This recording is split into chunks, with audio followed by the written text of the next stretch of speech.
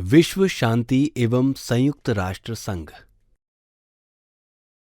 देखो बच्चों, आज मैं आप सबको संयुक्त राष्ट्र संघ के विषय में बताने जा रहा हूं।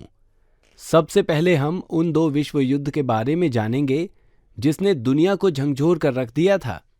पहला विश्व युद्ध 1914 में हुआ था और दूसरा युद्ध 1939 में। ये दोनों युद्ध कुछ देशों की अति महत्वाकांक्षा के परिणाम थे।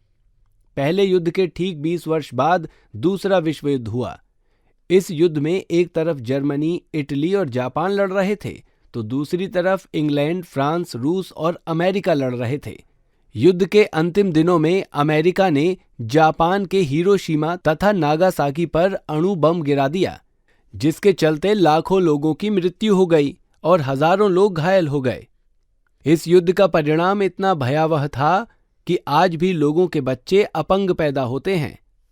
फिर देशों ने महसूस किया कि किसी ऐसे संगठन की जरूरत है जो युद्ध की स्थिति को पैदा न होने दे, और ये राष्ट्र अमेरिका के सैन फ्रांसिस्को में मिले और एक संघ बनाने का निर्णय लिया।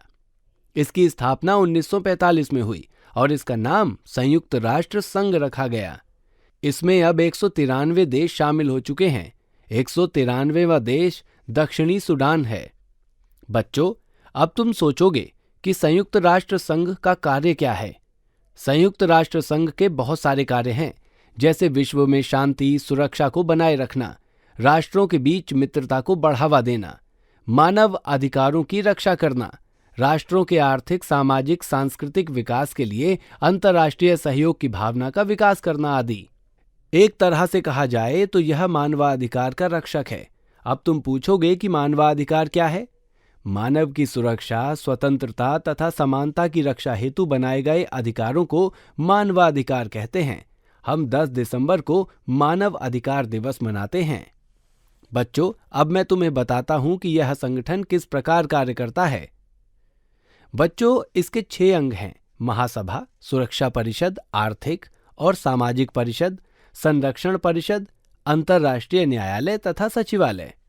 देखो बच्चों, हमारा देश हमेशा से एक शांति प्रिय देश रहा है और सद्भावना के कार्यों में हमेशा विश्व का सहयोग करता रहा है।